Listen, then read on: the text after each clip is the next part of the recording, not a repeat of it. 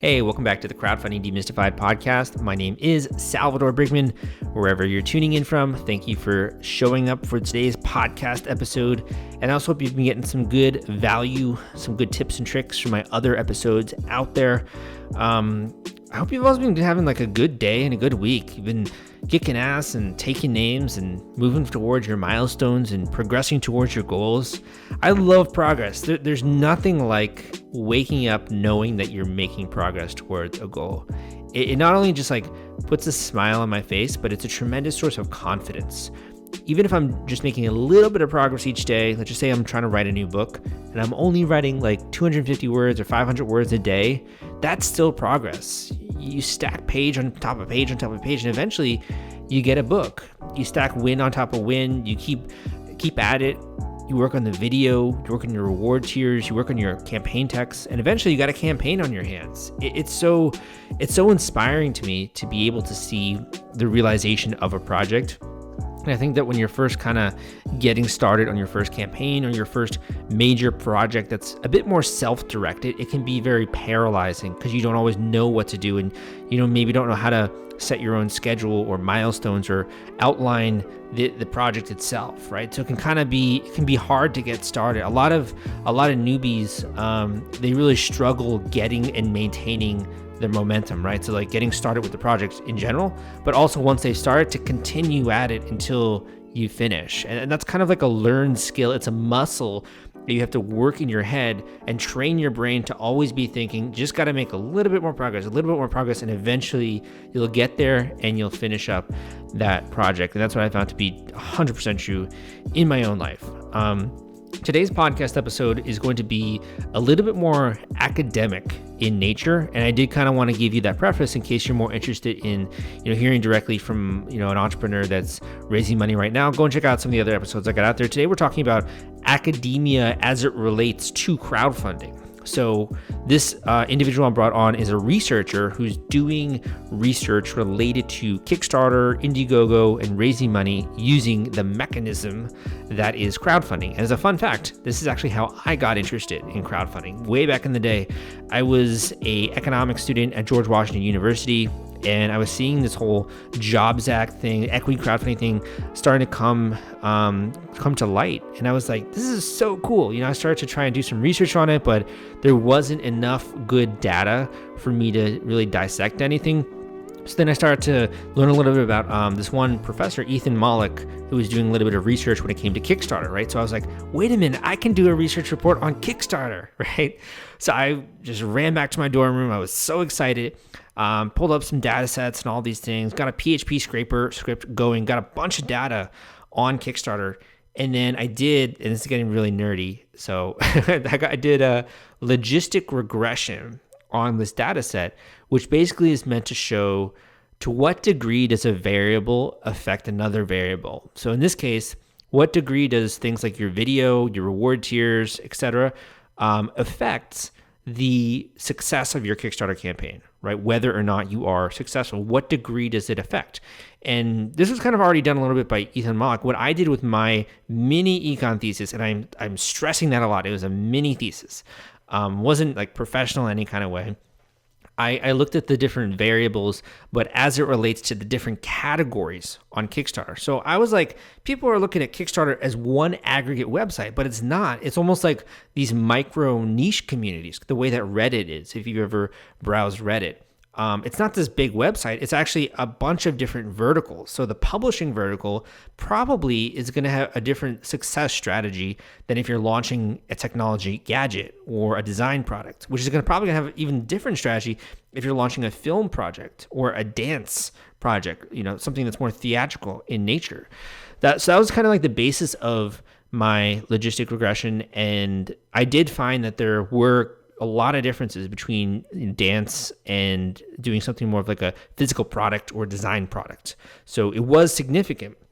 And that's what kind of got me into my blog, crowdcrux.com, and how I started to write more online is I was just starting to write about some of the stuff I was finding out and some of the things that I was learning that weren't readily identified. And that's the whole goal behind this podcast is how do we demystify this for the average person, get out of all the academia and jargon and big words and things like, statistics, all that kind of stuff that's really, it's great and it's incredible for the academic world, but how do we actually take those things and bring it into a much more practical light? Things that you can do. You don't need to be a NASA scientist to be able to implement these, that are simple and easy and effective. And that's the basis for this entire podcast.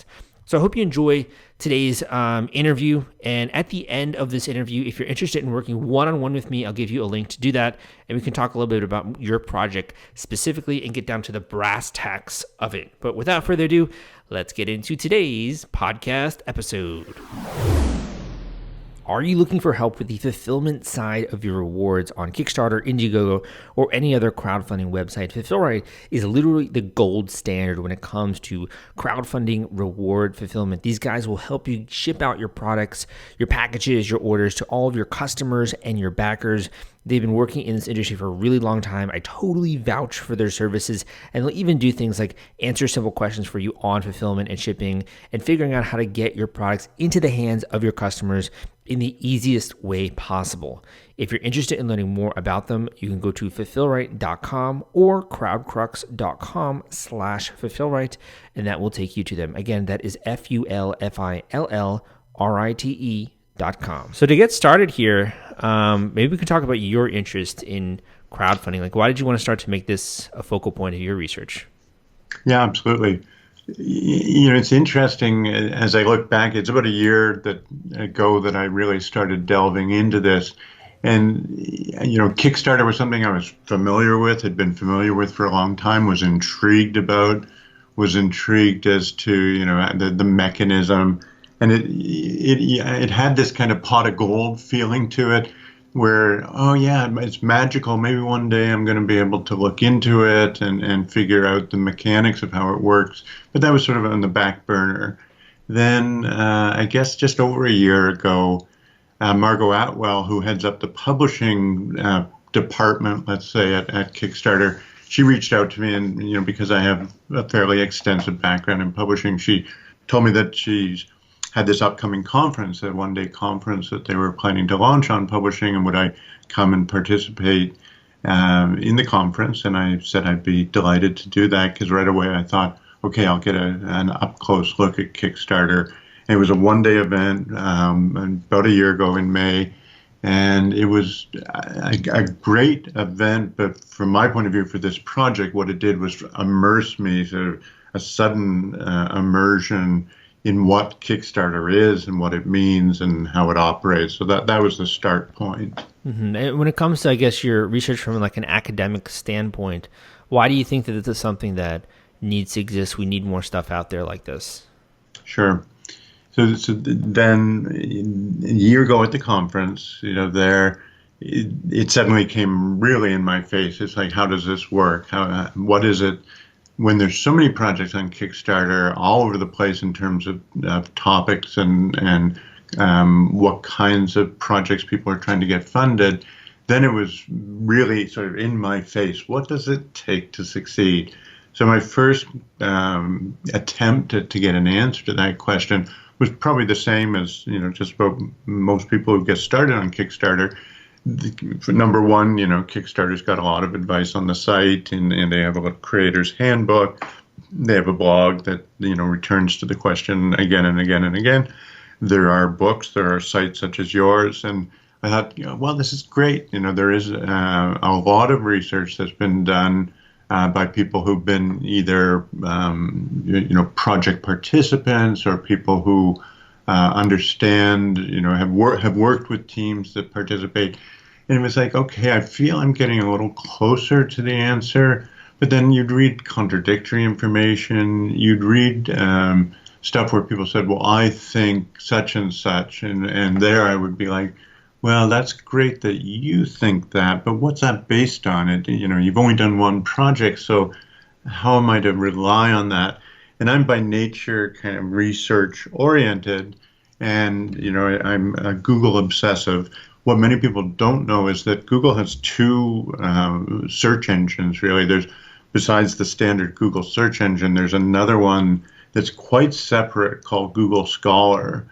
And Google Scholar gives you a window into the academic community and all of the research done at universities and institutions around the world and the published papers that come out of that. And, I entered Kickstarter, crowdfunding, and suddenly it's like, oh my goodness, there's there's hundreds of papers that have looked at Kickstarter. And what was intriguing immediately was that these were fact-based, statistic-based. They weren't suppositions. They weren't sort of, well, I think it goes this way or that way. They would say things like, we took a data set of 100,000 projects on Kickstarter and we did an analysis. And that right away struck me as having a different kind of credibility. Yeah, I think when I was getting started, I was looking at a lot of the work from Ethan Mollick. I don't know if you did any research on him, but I was doing a mini econ thesis at George Washington University, and I was kind of basing a lot of my research on him. So I was just trying to do a logistic regression to figure out the variables that affect success when it comes to a campaign. Now, this is very minor league stuff, so it's not like a published findings or anything. But that's what got me interested in the industry, was figuring out some of these more statistically relevant truths, if you will, when it came to crowdfunding. So will your research be focused on publishing specifically, or is it all the types of Kickstarter projects? All the types. Couple things. When you mentioned Mollick, he's the poster child for academic research. He's done perhaps the broadest and most in-depth. So, a lot of people reference Mollick. When I talked to Kickstarter about the project, they said, are you covering the Mollick paper? And I said, oh, yes, absolutely, we're covering that. But that's, one of 300. Mollick's interesting. I've got the paper in front of me, and I'll do it just to give you a taste of some of the stuff, or to give your audience a taste. Here's a few of his conclusions. He said, this one was right away sort of half humorous. If you have a spelling error in your project description, you have a 13% less chance of succeeding.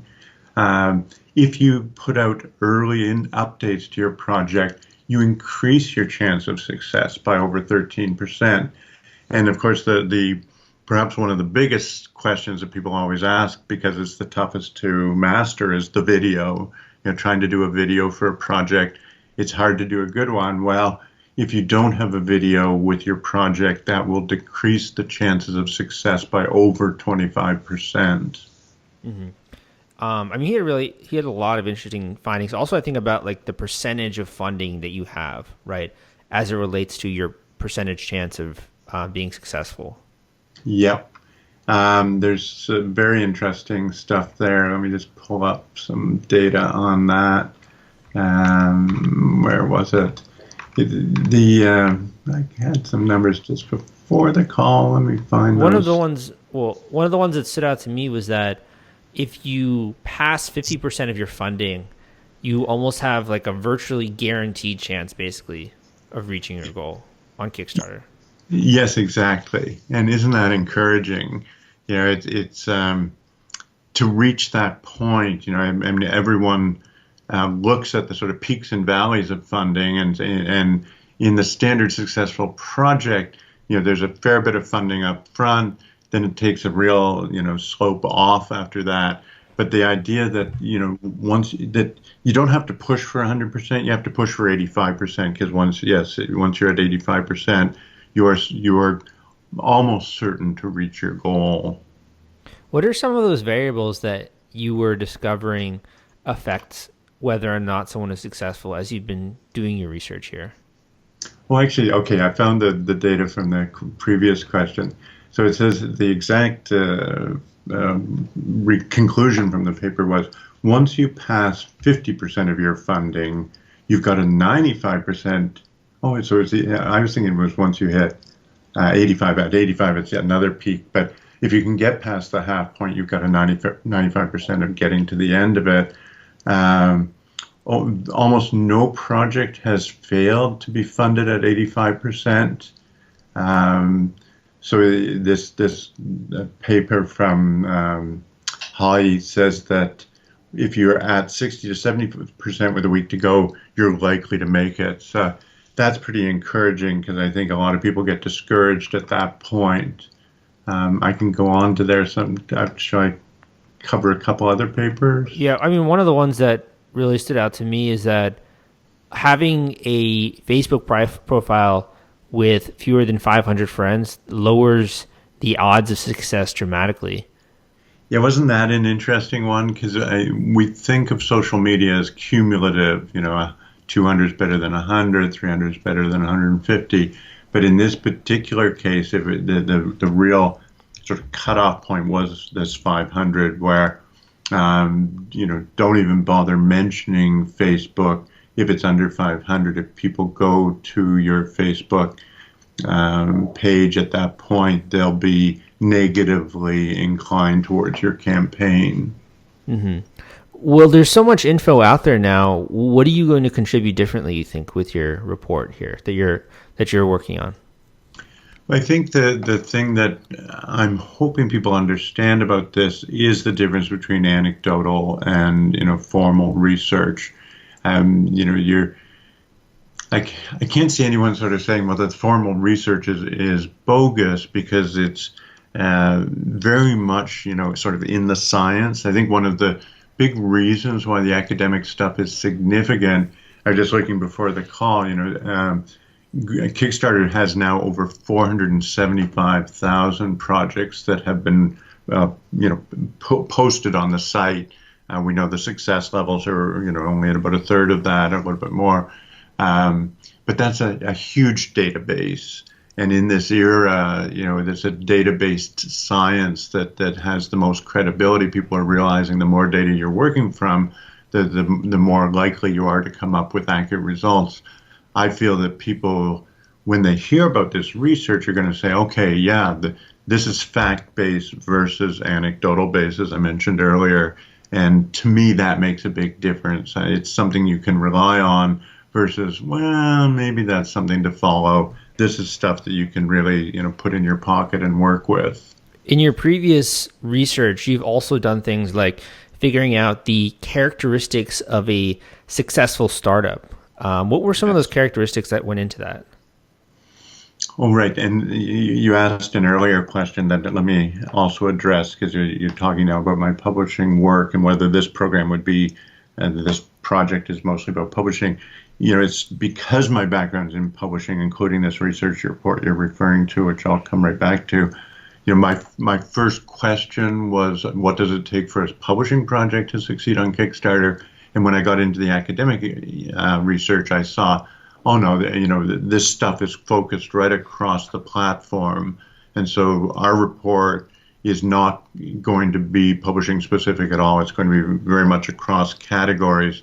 Some of the research has been more focused on tech. Games has been, comics has been a focus. But most of the stuff is really across platforms, so it's not just publishing. Yeah, that's exciting, definitely. Back to your question in terms of the startups. That was one that was very publishing specific, because the characteristics of startups in each kind of industry are really different. And with publishing startups, there's this very nebulous notion that you can disrupt a centuries-old successful industry based on a very simple proposition of, interesting words applied, typeset into a couple 100-page vehicle, whether it's in print or online. And I think it was not as disruptable as people thought it would be. And so I analyzed some nearly 900 startups, and the success rate was appallingly low. Mm-hmm. When it comes to those characteristics of the successful ones, what were some of those aspects? How to categorize it that would generalize from there? Is there an easy way to do it? I guess it's something that relates to Kickstarter too, is that the focus on community is very much a characteristic of successful startups in that category. One of the ones that many of your listeners are probably familiar with or have heard about if they're not members is Goodreads. And Goodreads is, the leading community site for readers sharing their favorite books and the reason those books are their favorite, and reviewing their books and having dialogues with authors. There was it was a little site that it was a few years old that had been funded for, maybe it had received $1 million in funding. Amazon bought it for reported $100 million. And so it's in some ways the poster child for startup success in the publishing industry. So that social focus seemed to be key to it. Mm-hmm. We've also had a lot of successful publishing companies come on this podcast. Like the most recent one that comes to mind is Beehive Books, where this is a small indie publishing company that's using Kickstarter exclusively to get funding for their next book project. Raising six figures for creating a lot of works that might seem a little bit more out there than other people. And their most recent was creating a deck of tarot cards and just the illustration of that and everything. So I think we're seeing a lot more publishing companies able to exist as a result of crowdfunding in general. Well, it's interesting you mentioned the tarot cards. One of the really curious things that didn't come out of this research, just come out of my own observation, you must have seen it too. The tarot cards are almost a guaranteed recipe for success. Time and time again, you see these tarot card projects succeeding on Kickstarter and succeeding, as you say, with sometimes multiple $100,000 backing. So for whatever reason, that is particularly resonant in the Kickstarter campaign. The other thing, if you want to succeed in publishing on Kickstarter, is do something about Sherlock Holmes. Those ones too seem to consistently get funding. And, on the one hand, that's delightful, and it's, great to see those projects succeed. On the other hand, I think what it says to people who would be listening to your podcast is there's a tremendous opportunity for new voices to be heard on Kickstarter. Lots of opportunities for people who would think, well, I'd never find a traditional publisher for this project, or it would be awfully difficult to do so. Why don't I reach out directly to readers to support the project in advance of publication? And this is where I think it would intersect with our research, is that, if they pay attention to some of our findings, it's going to increase their likelihood of succeeding. One of the things I see happening with publishing projects is people not doing their homework, and often not finding videos, often finding really inadequate descriptions, not a lot of visual components of their campaign. So I can only encourage your audience, to think about publishing as a really interesting part of the platform, and it's got a great future still to be developed. When I was doing my mini thesis, I was looking at the different categories on Kickstarter and comparing how does the dance category, the variables that affect success, differ from things like the film category, right? Whereas in the dance category, maybe your social media network matters more, versus in film, maybe not as much, or technology. What are you going to be doing from a mathematical standpoint to incorporate into your study to show cause and effect, or correlation? Are you guys going to be showing the way that variables are affecting success? What is that going to look like? At this stage, it feels very much preliminary. I mean, we did a first pass through maybe 50 papers, and so some of the data that you and I have just discussed and some of the stuff that's on our project page reveals our sort of research to date.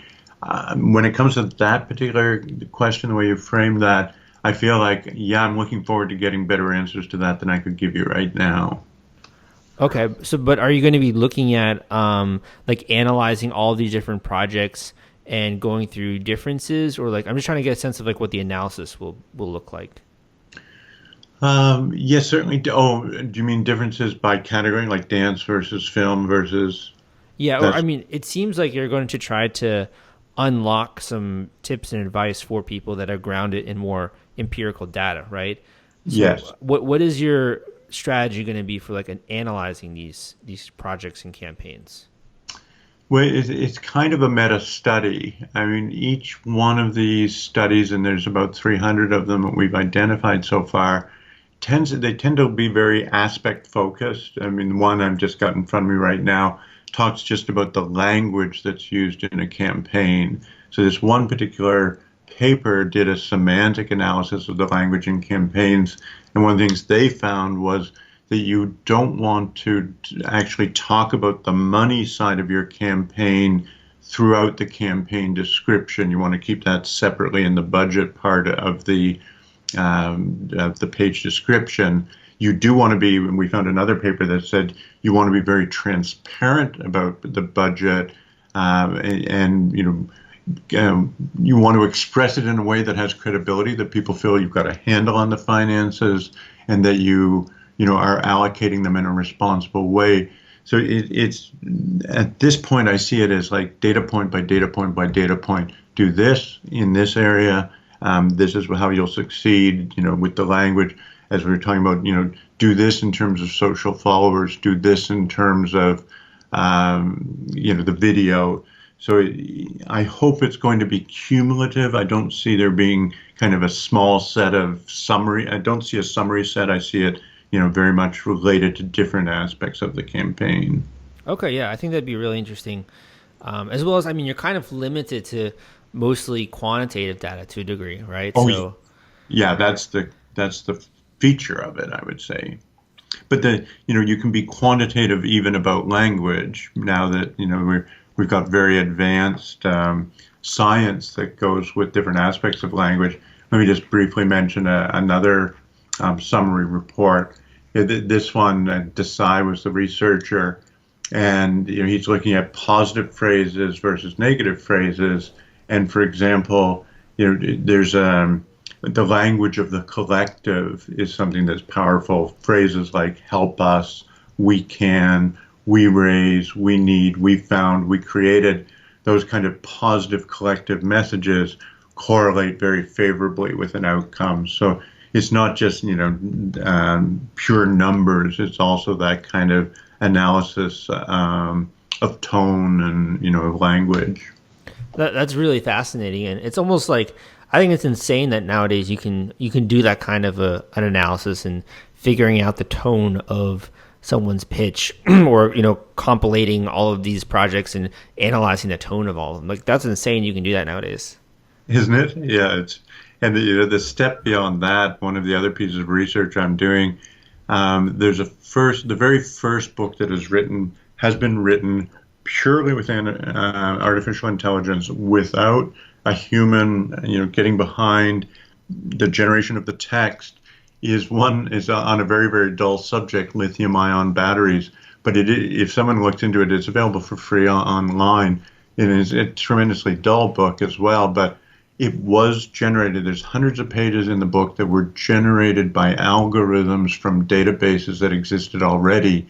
So it's the first true book to be generated. I think of that in terms of a Kickstarter campaign. 3 years from now, you'll be able to enter, sort of just the variables into a Kickstarter engine, and it can generate, a full proposed project based on, a certain number of language variables. That'd be really cool. And even just looking in depth into one project and the variables that were affecting that could be really cool. So with your, I understand you're going to be raising money for the research.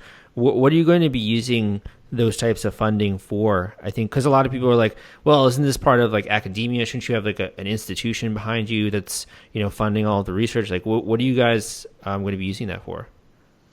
I'm working when I because of the number of papers, I knew I would need a researcher. I got talking to my eldest sister, who had very recently retired, and I was reminded that she's got a master's of library science as well as an MBA, and I thought, well, there's a little bit of nepotism, but at the same time, I can't imagine a better researcher. So we're the two-person team, my sister Ann Pashley and myself, and she's going to have to do the bulk of the work. So over 50% goes to her, only about 20% goes to me. The rest goes to the kind of campaign expenses that anyone would run into. So that we thought, of course, it's like, are we taking too much money for ourselves? Well, it's not a lot of money for many months of research. But I invite other people to judge whether or not they feel we're being overpaid. I don't think so. I feel we're being modestly compensated for what's out there. And the other thing to mention, a new thing we decided to do since the COVID crisis, is any charity, and that would imply to nonprofits as well, we'll give them the paper for free. There's an email address on the site that you can write to us. And if you're a charity and explain to us, just I'm a charity, I'd like to see the research, we're going to release an early version of the paper for free to those folks, and we're going to trust that they won't, give it away. I'm a trusting kind of person, but that's something where we're trying to give back a little bit as part of this project. How does this compare with other research papers that you've conducted in the past? Are those usually done through grants, or are they done through other means? Like, how does this compare? Well, good question. I can just answer that sort of in a little three-parter. In the past, what I've done is taken a flyer on it. It's like whenever I find a subject that fascinates me, if I can get myself, really engaged in it, I do it on my own. I don't get any financing up front. I started publishing, research reports back in the 1980s was the first ones. In those days, you could charge $95 and I could sell hundreds of copies and get, paid after the fact. Later on, the price point had dropped to $25. As the web spreads with so much more information available without charge, the price went down. With this report you mentioned about the publishing startups, I thought, I'm not even going to get $25 for this thing, and yet I've done all this research because it fascinated me. I gave that report away for free, and it's available on my Future of Publishing website for free still to anyone who wants it. So then when I got to this research, I thought, well, I'll have, I won't get $100 for it. I won't get $25 for it. I'll have to give it away. Well, I don't want to, it's a lot of work with these 300 papers. I'm not going to go. And then it was like, bingo, why don't you do a Kickstarter project? Wouldn't that be appropriate to do a Kickstarter project that's about Kickstarter success? So that's how I came to that approach for funding. Mm-hmm. It'll be really interesting. I'm excited to see how it does. And, I hope regardless, you're going to plow forward with it. I also see a lot of other interesting platforms like Patreon, yes, for almost supporting these individual researchers and doing it in a different way, more of a subscription model. So I'm really curious to see how that disrupts the way that research is done in the future. Yeah, we're going to be keeping in mind, and where we find information about the other platforms, we will include that in the report. We thought at one point of just doing crowdfunding generally, but as you mentioned with Patreon, it's a very different model. And there's also, there's some dedicated models just for publishing. There's, of course, a lot of platforms for startup funding. We're not, we're keeping it focused on Kickstarter as the number one target on this report, but where we can extend the findings beyond Kickstarter, we're definitely going to do that within the report. Awesome. Where can people go to learn a little bit more about this project that you're going to be doing? Let me just give the name. It's How to Succeed on Kickstarter, What the Research Reveals. So just search on the Kickstarter site and it'll come up under that search, How to Succeed on Kickstarter. Awesome. Do you have any final things you'd like to impart to the audience of people who are looking to do a project? Anything you've discovered or want to pass on? Well, yeah, it breaks my heart. That's maybe a little overstated, but I see a lot of great projects on Kickstarter where the person has clearly not even done rudimentary homework. And I look at the project and I think, this isn't a bad idea. But they're at $25 of funding. And the reason they're at $25 of funding is not because it's not a good idea, but it's so poorly thought through and so poorly presented. So it would thrill me if what I see a year from now on Kickstarter begins to reflect the research we've done, that we actually succeed in helping smaller projects get further along. We're not there to help the $100,000 project. In my mind, I'm there to help the $1,000 projects get more consistent results. And if we do that, I'll be delighted. Also, I'll add on top of that I see so many studies out there when it comes to private equity, when it comes to venture capital, angel investing even, and there isn't anything like that in the way when it comes to crowdfunding. And it just really, I think it's so disappointing because the average person to get venture capital dollars is a tremendous feat, and it's almost just 6 to 8 months of you going after door after door after door and spending so much time raising money for your company, versus this crowdfunding model is actually something that real people can do. You don't need to be near an entrepreneurial hub. You don't have to have amazing credentials. Like, you can literally, if you have a great idea, put it up there on Indiegogo or Kickstarter or even one of these other sites and get funding for it. I think there needs to be more research like that in the world, and that's one of the reasons why I wanted to have you on this show. So thank you so much for coming on, sharing some few points there, and I hope that people took away a lot of good stuff when it comes to their campaign. I really appreciate your making time and having me chat with you and your audience. Thank you for listening to this episode of the Crowdfunding Demystified podcast. My name is Salvador Briggman, and I hope you took something away from today's podcast episode. I think it's super important to support academia because they lend a lot of credibility. Like, a lot of credibility comes with academia and the way it kind of legitimizes new industries that are springing up, either that's cryptocurrency or new ways of raising funds. And you got to compete with the big guys, the VC funding and all these other options.